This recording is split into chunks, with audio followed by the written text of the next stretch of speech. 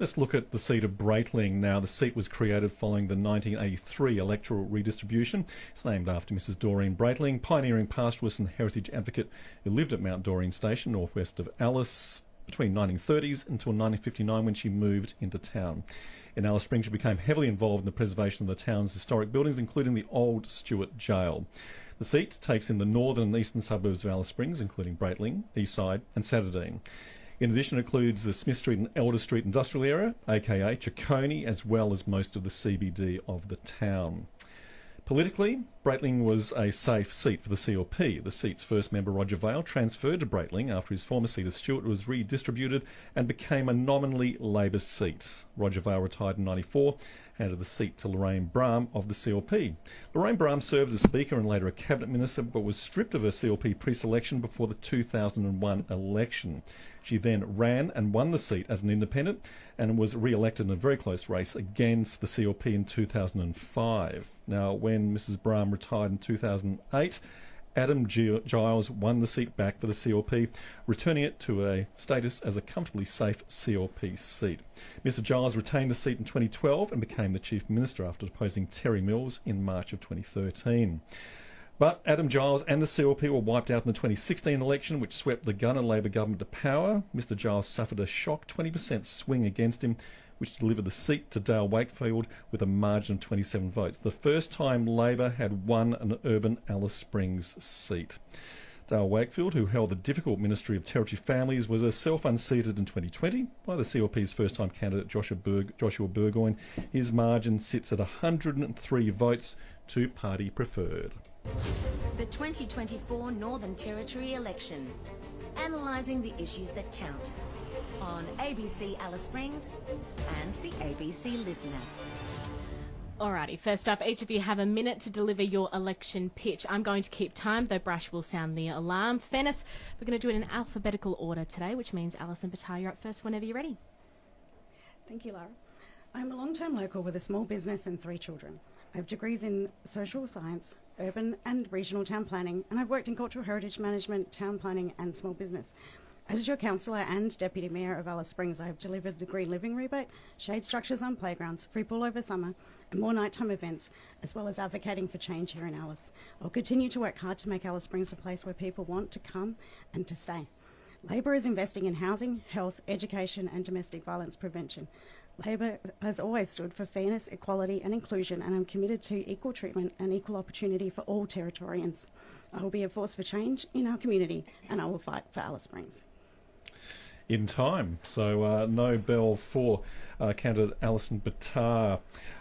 We move on to Josh Burgoyne. You have a minute. Is the timer correct and ready? Whenever you're ready. Good morning, Brashy. Good morning, listeners. My name is Joshua Burgoyne and I am your current member for Braitling. It has been an absolute honour to serve over the last 4 years, helping the people of Alice Springs, volunteering my time to local organisations and assisting in raising money for charities. Our town is currently at a turning point. We need strong local members as part of the next government to ensure Alice Springs is a priority. For too long, we simply have not been a priority of the Labor government, and it shows. I need the support of this town, a town I was born in and have grown up in. It is my family's home, and I want to ensure we can reduce crime, restore our town's reputation, and rebuild our economy. Our town simply cannot survive another 4 years of Labor. In time with Joshua Burgoyne, the current CLP member. And finally, Lara. Asta Hill, whenever you're ready. Good morning, everyone. I was born and raised in Alice, and now I'm raising my own kids here. I really love this town, but I am concerned about my kids' future, and I want to do something about it. As a lawyer, every day I stand up for individuals. If elected, I'm going to stand up for the whole community. The Greens have run the strongest campaign in our history, and we can win this seat. We have just completed our 3rd lap door-knocking all of the electorate. I'm listening to what people in Braitling want and need, and I will continue to do so. I'll be a strong voice that's independent of both of the major parties, who are so hard to tell apart these days. Major parties who both receive donations from the same fracking companies, alcohol and gambling companies and property developers. Major parties who are neglecting this town and only take action when crisis hits.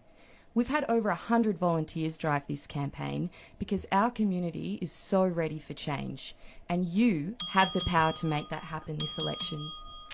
Asta Hill beaten by the bell, but everyone getting their message out for their pitch to the voters, to the people of the seat of Braitling. Next up, ABC Alice Springs, your experts in the 2024 Northern Territory election.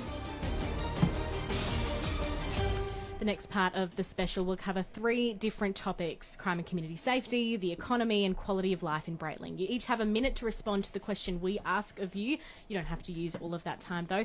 Once we've made our way through the questions for each topic, you will each have the opportunity to ask one question of one of your opponents. Use it wisely. We'll guide you through the process when we get there, Brash. thank you. Let's look at the questions. Asta, I'll start off with you. Residents of Alice Springs, Tennant Creek communities right around the centre and Barclay are sick of the impact of crime and the impact it's having on their lives. Now, the Greens are opposing the major party's tough on crime approach, but what is a Green justice policy which will have an immediate impact on offending? The first thing I'll say is that I've heard time and again on the doors about the horrible experiences people are having in their homes, their businesses, and on the streets. This is such a serious issue, and we deserve more. We deserve policies that are actually going to keep our community safe. But our own police commissioner has said we can't arrest our way out of these issues. And as a lawyer and a prosecutor, I can tell you that building more prisons and recruiting ever more police who step in after the crimes happened is not the key to community safety. It just locks people into a lifetime of criminal offending. If we want people out of our homes and businesses, let's start doing what actually works, like combating homelessness. Over 200 kids experience homelessness each night in Alice Springs alone. We need to expand our 7-bed crisis accommodation, re-establish youth drop-in centres and set up youth foyers to support kids to thrive. We need to invest in community-led diversion programs, drug and alcohol rehabilitation and mental health services. That will work. Thank you, Asta. Let the bell has rung. Ring It's out. 20 to 9. You're on ABC Alice Springs, hearing from the candidates for the seat of Braitling. Lara. For Joshua Burgoyne, the CLP's policy will see more Territorians in jail, but in the long term, how will the CLP change the poverty and dysfunction that is a driver of crime? Yeah, well, crime is something that everyone has been speaking to us about, Lara. In the last 8 years, we've seen a doubling of crime as it relates to property offences in our town. We must turn this around, and we have committed to delivering on community work programs for young offenders, something promised by Labor in 2020 but never delivered. We've also spoken about boot camps and our sentence to skill programs, which are vital to ensuring we can give young people a safe space and structure in their lives. This is so important to ensure young people travelling down the wrong path can be brought back and put on the right path. Ensuring Territory families can focus on their key role of child protection is vital. That's why youth justice will go back into corrections to ensure Territory families workers can work with families and young people to ensure they don't end up in the justice system in the first place. It's a holistic approach, and it is a solid plan that the CLP have to turn things around here in the NT. In time. Josh Burgoyne, in time, yes. A final question on the issue of crime and community safety for Allison Bitar.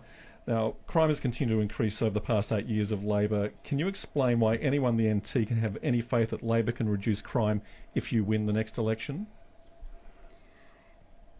Yes, so we have been hearing people ask that question as to why would we want to vote for Labor, because we'll just get more of the same. But we've seen in the last year that since Eva Lawler has come on as our Chief Minister, she has been different. She has been she isn't afraid to make any tough decisions. She's lived in Alice, she has family here in Alice, and she is invested in the community and wants to retire here. She will make Alice Springs her priority, as we have seen this year. We have more police on the streets with 56 new constables as of last month. We're investing in more call centre operators. We've committed $570 million to the police budget over the next 5 years. We've also put money in for domestic violence funding, but not only that, we've had Territory families based at the police station as a co-responder model, so that the police aren't using their time to be dealing with youth, and that youth can have that intervention straight away and be taken home, and follow-up can happen with families. We've also put in a co-responder model for domestic violence as well. Thank you. to Allison Bitar. I do love that ring. I do love the sound of that ring. Lara. Yes, so now you may ask one question of one of your opponents. We're going to keep the responses to them for 30 seconds, and just in the interest of time, if you can keep your questions snappy for us. Josh, if you'd like to go first. Yeah, certainly. Alison, you worked in the Chief Minister's Department. What policy advice did you give in relation to crime in our town? Well, I didn't work in the Chief Minister's Department. I worked in the office of the Chief Minister based in Alice Springs. I have given advice to the Chief Minister on making sure that we address crime and antisocial behaviour. And actually, it's one of the driving forces as to why I have run for Parliament, because I have seen that down here over those years until we received the Chief Minister of Eva Lawler, we have not received the action that we need on this issue. Thank you, Allison Bitar. Alison, would you like to ask a question of one of your opponents? Sure. I have a question for the current member for Braitling. We know that the causes of crime are deep and systemic. How is a 2-week work camp going to rehabilitate offenders and prevent crime? And what is the evidence you're basing this on?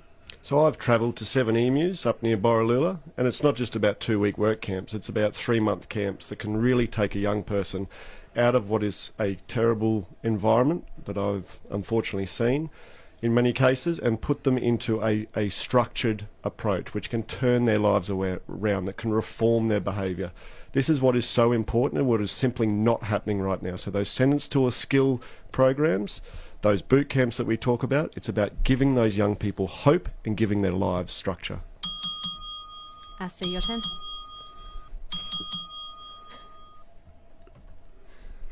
I've also got a question for the current member for Braitling. You've just spoken about these boot camps as being an opportunity to take young people out of their environment and reform their behaviour.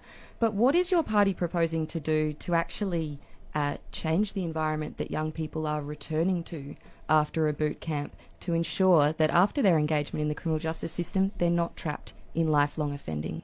Absolutely, and we've spoken about housing many times before in my own electorate of Braitling. I get around it every week, and one of my biggest frustrations is the amount of homes that are beyond economic repair. We need to ensure that there is additional housing in the marketplace ready to go so that we can deliver less overcrowded homes for these young people and families. Absolutely, that is one of the biggest things that I hear and I see when I get around this electorate every day. We need to ensure that there are more homes for people, and the public housing sector right now absolutely needs a lot of work to get up to where it needs to be. Thank you all for your responses and your questions to each other for the issue of crime and community safety. NT Votes 2024. Analysing the issues that count. On ABC Alice Springs and the ABC Listener. 8:45 on ABC Alice Springs. Let's move to the economy now for Joshua Burgoyne. For all your criticism, the Territory's Treasury could be the CLP's come August 24. You've said you'll get the debt under control, so what will you cut? It's not about cuts, Lara. It's about ending Labor's wasteful spending. We have seen up in Darwin shadeless shade structures that have cost millions and continue to cost hundreds of thousands in maintenance. We have seen grandstands at the Darwin Turf Club that have ended up in ICAC investigations. $165 million right now as we speak is being spent on an overpass that in many people's opinions didn't need to occur. In contrast, the CLP opposition want to grow our economy, play to our strengths, which we see as mining, agriculture and tourism here in the Alice Springs. And we've spoken at length about our very generous home incentive to get people into their first home, $50,000 for individuals to build their first homes. I'm one of these people that has benefited from a first home builder grant, and I want to ensure that every Territorian can build their own first home, set down roots here and have a family. In time. Thank you, Josh Burgoyne. Let's go to another question on the economy for Allison Bitar. The Territory's economy is the worst performing in the country. More than 80% of our income derives from the federal government. What will Territory Labor do to reduce our dependency on federal money? The economy is an area where the Territory has challenges, but we're set to reap the benefits from years of significant investment in infrastructure and backing the industries that get the Territory working. The Territory's economy is predicted to grow by 2.3% this financial year before accelerating to 7.1% growth the following year. Minerals exploration expenditure in the NT continues to boom, recording $228 million in 2023, which is up 14% on the 2022 figure. There's no doubt that many workers and many small businesses are have navigated a patchy economy over the past few years. I know that for sure in our small business, but things are improving and there are big opportunities to be realised. Thank you. In time. For Asta Hill, the major parties are depending on fracking to boost the Territory's coffers. The Greens don't support it. Where do you propose we generate that income from? We have got a really strong plan for our economy. It's, unlike the major parties, sustainable and forward-looking. It starts with the $4 billion committed to remote housing, actually, and also, instead of committing $1.5 billion to a petrochemical hub up in Darwin, which generates minimal jobs, we would ensure Alice Springs is a training and employment hub for construction and renewable industries. So instead of wrecking our climate, environment and health, we would capitalise on the resource we have in abundance, the sun.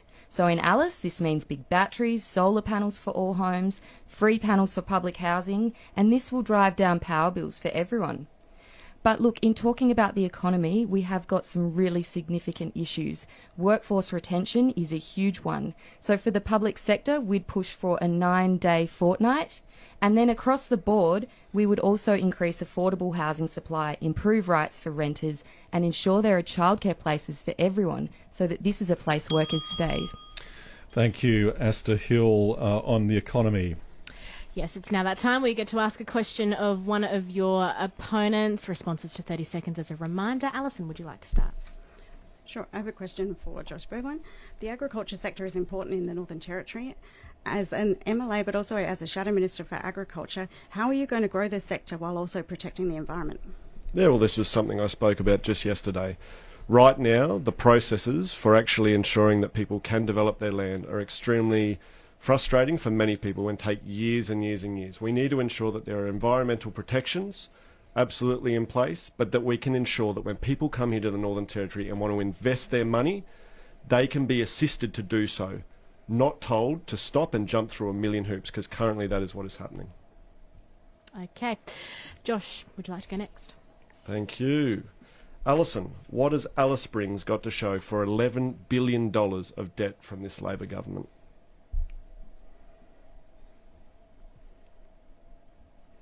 Well, that's a very good question. We've got a number of initiatives that have happened in Alice Springs over the last few years, and we've done it. We were talking about the solar panels. We've done that solar trial on public housing and shown that it can work and that we can push that forward.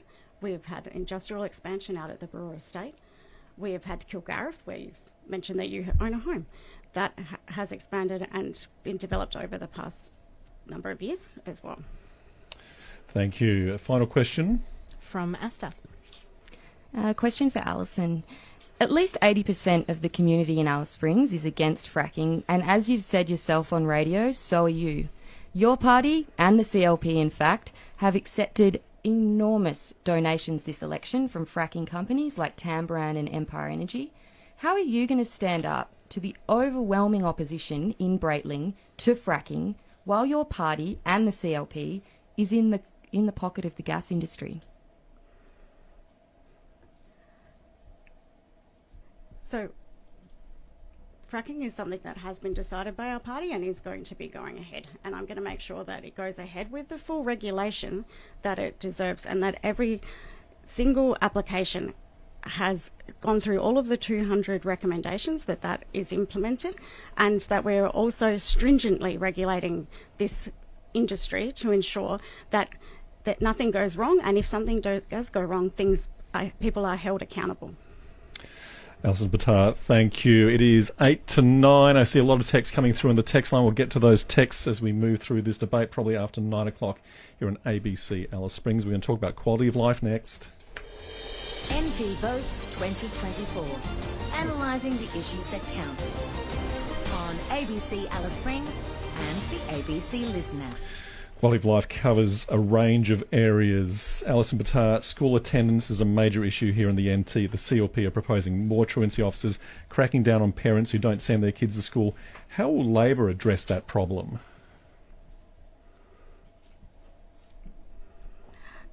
Labor already has they're not called truancy officers, they're called student engagement officers, and there's a team that works really hard here in Alice Springs to ensure that kids do go to school daily.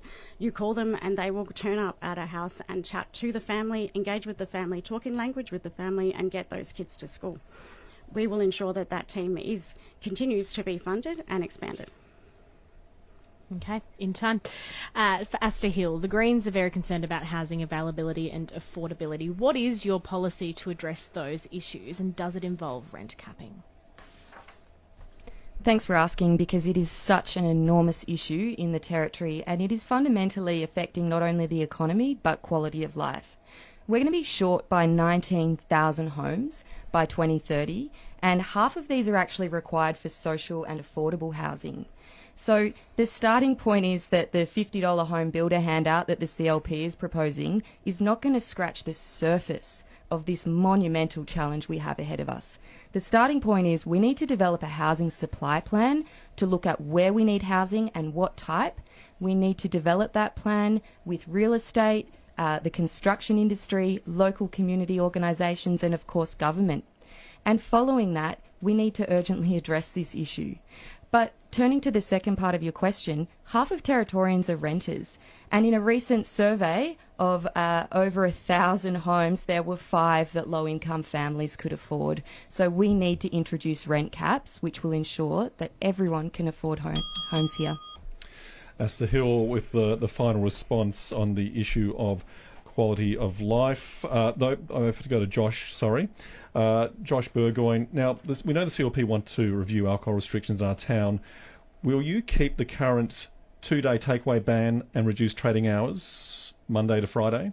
Yeah, so the alcohol story in our town has been one that absolutely we've seen explode. We saw the ideology-based Deputy Chief Minister basically take away a lot of restrictions, which led to an absolute chaos on our streets. What's really important, if we should be elected in August, is that we ensure that we do everything in consultation with the community, working with everyone. I've heard a lot of people that talk about the buybacks of the IJs in town. In some instances, many residents are concerned that that will just drive more people into our CBD to access alcohol. We need to deal with the root causes, which is people being addicted to alcohol, and essentially we are funding that every fortnight. We need to ensure that those that are addicted to alcohol can get help through mandatory treatment options. Unfortunately, under Labor, we've actually lost our mandatory treatment here in Alice Springs. This is something that needs to be rectified. Thank you, Josh Burgoyne. Lara. Yes, we've got your opportunity to ask each other a question on issues of quality of life, and it is quite a broad topic. Asta, would you like to go first? Just following on from Josh's discussion about alcohol, you've said that you consult with the community regarding alcohol policy and presumably look at evidence in that consultation. Alcohol mandatory treatment has been proven to be totally ineffective and costly. What conversations have you had? What expertise have you looked at to underpin this broken policy that's essentially a zombie policy from the past that doesn't work? It's so important that when we look at those reports that you're referring to, we look at it in its entirety. And it actually showed that in some instances, people that were on medication were able to be assisted through better health outcomes as a result of being in that place, which ensured that their health improved. We need to ensure that this is a health-focused response, and it ensures that people that are addicted to alcohol are able to be brought off that alcohol and their lives turned around and reformed. You beat the bell, Josh Burgoyne. Allison, would you like to ask your question? Sure. I have one more question for the member for Braitling. You mentioned that you have noticed in Braitling that the public housing is not good enough, and I have committed to tackle public housing as a commitment if I do become a local member. And you've just spoken about it earlier, that it's we should. But what are you actually going to do to fix public housing? I've worked in this space. I have seen single-handedly what we can achieve when we work with.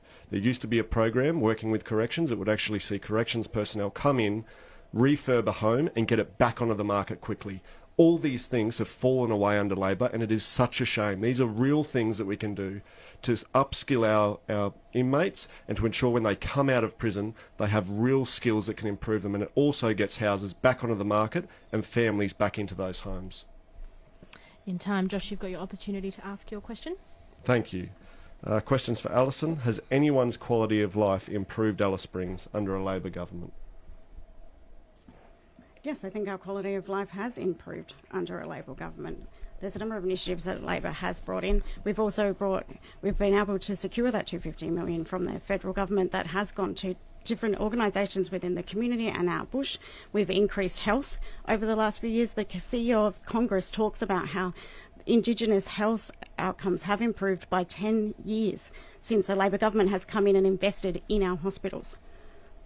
Thank you, Allison Bitar. Now, we're just a minute away from the news at 9 o'clock, and with your permission, we'll extend this over after the news at 9 o'clock here on ABC Alice Springs. NT Votes 2024. ABC Alice Springs is your one-stop shop for election coverage. The issues that matter to you, analysed by experts, and debates with the candidates vying for your vote on August 24. The 2024 Northern Territory election. I'm Lara Stimpson. And I'm Stewart Brash. Tune in between 8:30 and 9 this month for NT Votes election specials with us. Right here on ABC Alice Springs. Your experts in the 2024 Northern Territory election.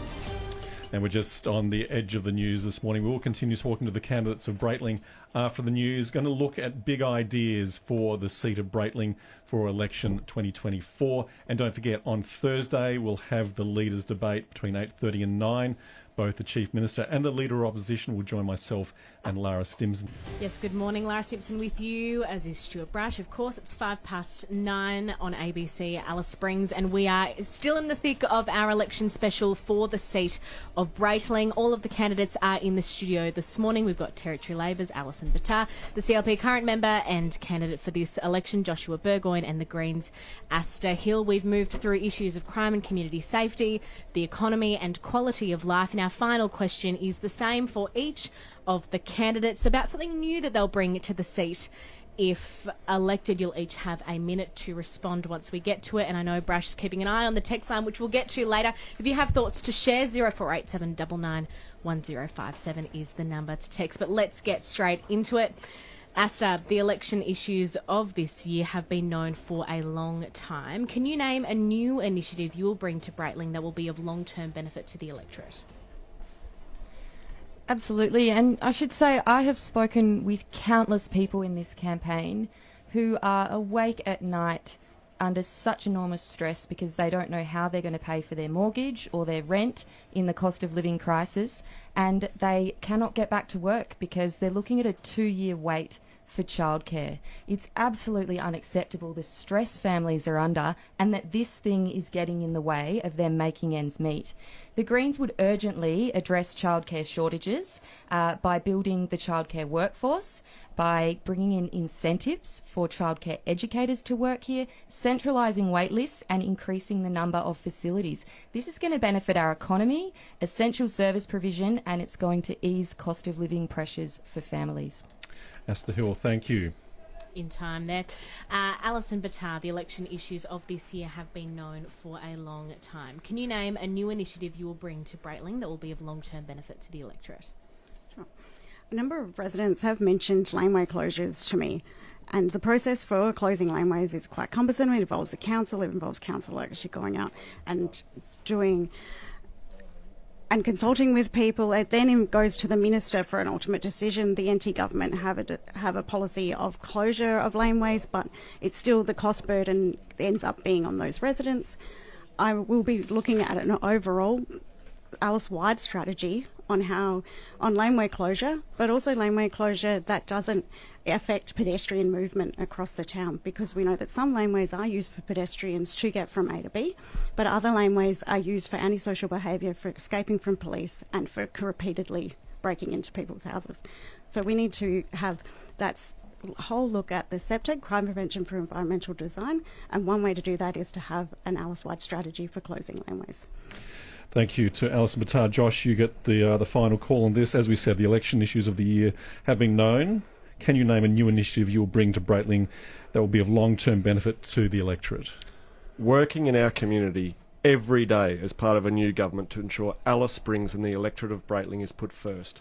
We haven't seen that for a while from Labor, and this is something I will bring. We will have missed out on so much because we haven't been a priority. The mountain bike path was discarded. The National Aboriginal Art Gallery has divided our town because the Labor government has failed to listen. I am listening loud and clear and will support our community. I will do that through building new sporting facilities, not taking them away. We will deliver on a multicultural centre for our community so community groups can grow and thrive. Our strength here in Alice Springs is our diversity. We need someone driving change in our community, and I sincerely hope that when people go to vote this weekend, they support me, Joshua Burgoyne, to drive that change for our town. Okay. There has been one question on the text line which I think I would like to put to all the candidates. Absolutely. Because I think it's been one which hasn't been put too much so far during this election campaign, but it's the question of VAD, the voluntary assisted dying laws. We had a specialist panel delivered VAD reports just earlier this year. The question would be, we're going into a new government. We know the Chief Minister has said she will introduce VAD legislation if re-elected. But can I ask each one of you, in turn, do you support VAD? Will you be supporting a private member's bill or a government member's bill if it ever hits the floor of the Parliament? Allison Bitar, are you a supporter of VAD? Yes, I am. Do you want to add anything more to that? That's it. I will support it. Josh Burgoyne. Yeah, look, it's so important for our community to understand that with this very important piece of legislation, there need to be the appropriate protections in place. I've spoken with my bush colleagues that talk about the fear some people have in remote communities around VAD, and we do not want people avoiding our hospitals because of this. So the devil will be in the detail. We want to ensure that when the Territory gets its right back for VAD, there are the necessary protections in place, Brashy. And at the end of the day, you cannot say whether you will support a legislation or not without seeing that legislation in black and white. In principle, though, do you support VAD? In principle, Brashy, absolutely, but there need to be the right protections in place. You've seen the legislation, you've seen the panel report. Do you support that? No. This is, you cannot simplify this. I spoke with the committee at great length. They have recommended a pathway forward, and it will be up for the next Parliament to decide how that actually looks. So you might say that you agree with what's in the committee's report. That may not be what VAD looks like in the Northern Territory. So absolutely, as a principle, and I've got an elderly grandmother that's suffering dementia at the moment. She will never be able to get the benefit from VAD because of obviously the intricacies of mental illness and degenerative diseases like that. But at the end of the day in the Northern Territory, we will chart a way forward as to what it looks like, and the next government will get to vote on that. Asta Hill, your position on VAD and the actual expert panel's report? The Greens have been advocates of dying with dignity for a really long time, and the Territory does have a proud history of this. Josh has spoken about the importance of safeguards. I agree entirely, but you can express your support, and it's the job of your elected member to interrogate the legislation and ensure that all of those critical safeguards, like avoiding duress, informed consent, are embedded within that legislation. So I'm really, really proud to support what would be really meaningful legislative change in the Northern Territory. And the model which has been proposed by the expert panel? Absolutely. Okay. Thank you all to the candidates for the seat of Braitling. Thank you to Lara Stimpson. Thank you, Brashy. And please do tune in on Thursday morning. It'll be our final debate before the election, which is this Saturday, between the Chief Minister, Eva Lawler, and the Leader of the Opposition, Lee Finocchiaro. Same time, Brash. Absolutely. Allison Bitar, thank you. Thank you. Josh Burgoyne, thank you. Thank you for having me, Brashy. Asta Hill, thank you. Thanks, everyone. Have a great day. That's your candidates for the seat of Braitling here on ABC Alice Springs. I hope we've informed you. There's a screed of text there, but I did think the VAD question was a legitimate one, given it's been a real sleeper during this election campaign, and not many people have been asked the question. I'm glad our candidates were open to answering that one. It's 9:13. We'll wander into the rest of the program. I think we need some music. Cheap Trick.